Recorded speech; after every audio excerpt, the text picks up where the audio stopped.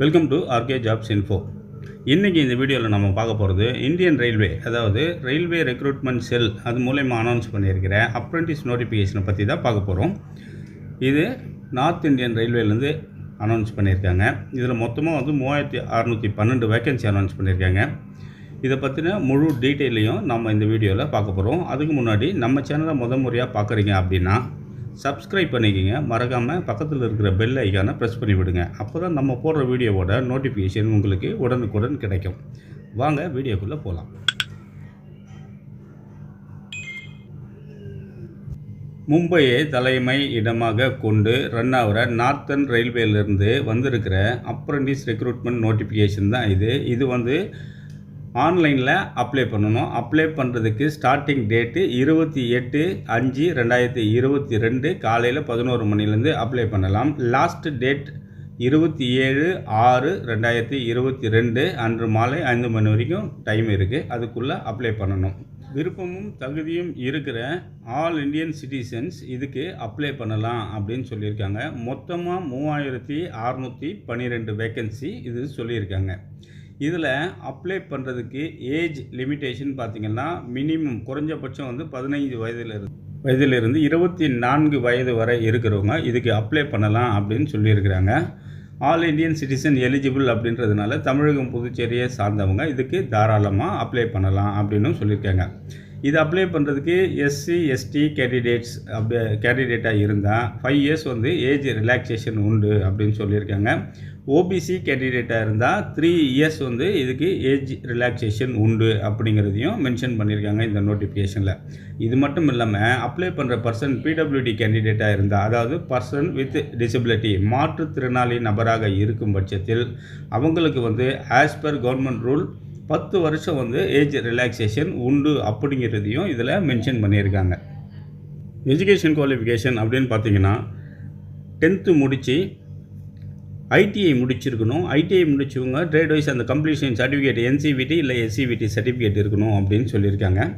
இது அப்ரெண்டிஸில் பார்த்திங்கன்னா 18 விதமான ட்ரேட்ஸ் உங்களுக்கு இதில் மென்ஷன் பண்ணியிருக்காங்க. அதாவது fitter, welder, turner, machinist, carpenter, painter, general, mechanic diesel, mechanic motor vehicle, அதுக்கப்புறம் COPA அதாவது ப்ரோக்ராமிங் அசிஸ்டன்ட் அட்மினிஸ்ட்ரேஷன் அசிஸ்டன்ட் இந்த ட்ரேடு, அதுக்கப்புறம் பார்த்திங்கன்னா எலக்ட்ரீஷியன், அதுக்கப்புறம் electronics mechanic, wireman, mechanic refrigeration, mechanic LT cable, pipe fitter, plumber, draftsman, stenographer, இந்த மாதிரி 18 விதமான apprentice training உங்களுக்கு இருக்குது அவைலபிலிட்டின்றாங்க. உங்களுக்கு எது விருப்பமோ அதை நீங்கள் அப்ளை பண்ணும்போது மென்ஷன் பண்ணி அப்ளை பண்ணலாம்.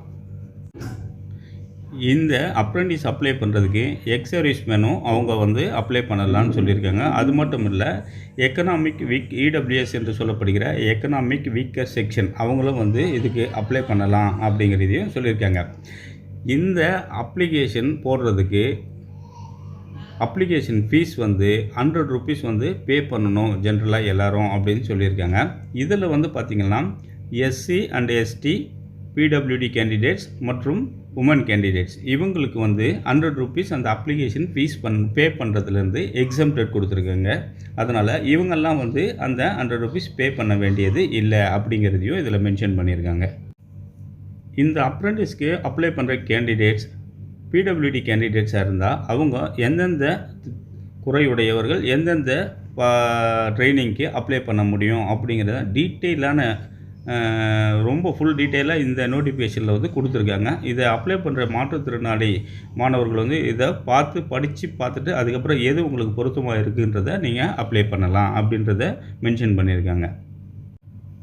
இந்த அப்ரெண்டிஸ் 1 year டென்யூர் அப்படின்னு சொல்லியிருக்காங்க. அதாவது ஒரு வருஷம் பீரியடு தான் ட்ரைனிங் பீரியடு அப்படின்றது சொல்லியிருக்காங்க. இந்த 1 yearல் இதை ஜாயின் பண்ணுறவங்களுக்கு stipend as per apprentice norms, government norms பிரகாரம் என்ன எலிஜிபிலிட்டியோ அது உங்களுக்கு ஸ்டைபண்டாக கிடைக்கும் அப்படிங்கிறதையும் இதில் மென்ஷன் பண்ணியிருக்காங்க. இதுக்கு அப்ளை பண்ணும்போது என்னெல்லாம் டாக்குமெண்ட்ஸை நீங்கள் அப்லோட் பண்ணணும் அப்படிங்கிற டீட்டெயிலையும் இதில் கொடுத்துருக்காங்க. 10th ஸ்டாண்டர்டோட மார்க் ஷீட்டு, அதாவது உங்களோட டேட் ஆஃப் பர்த்துக்காக அப்படின்னு சொல்லியிருக்காங்க. ப்ளஸ் ஐடிஐ முடித்த சர்டிஃபிகேட்டு அது இருக்கணும். நேஷ்னல் ட்ரேட் சர்டிஃபிகேட்டு என்சிவிடி இல்லைனா எஸ்சிவிடி சர்டிஃபிகேட் இருக்கணும் அப்படின்னு சொல்லியிருக்காங்க. அதுக்கப்புறம் கேஸ்ட் சர்டிஃபிகேட்டு எஸ்சியா இல்லை எஸ்டியா இல்லை ஓபிசியா அப்படிங்கிறதையும் ப்ளஸ் வந்து அப்ளை பண்ணுறவர் வந்து டிசபிலிட்டி கேண்டிடேட்டாக இருந்தால் அவங்க வந்து அதுக்கு உண்டான சான்றிதழை வந்து அப்ளை பண்ணணும் அப்படின்னு அப்லோட் பண்ணணும்னு சொல்லியிருக்காங்க. அதுக்கப்புறம் எக்ஸ் ஆர்மி இல்லை டிஃபென்ஸ் இவங்களாக இருந்தால் டிஸ்சார்ஜ் சர்டிஃபிகேட்டை அப்ளை பண்ணணும் அப்படிங்கிறதையும் இதில் மென்ஷன் பண்ணியிருக்காங்க. விருப்பமும் தகுதியும் இருக்கிறவங்க இமிடியேட்டாக வந்து நம்ம டிஸ்கிரிப்ஷனில் போய்ட்டு நோட்டிஃபிகேஷனை டவுன்லோட் பண்ணி படித்து பார்த்துட்டு அப்ளை பண்ணுங்கள். All the best. நன்றி, வணக்கம்.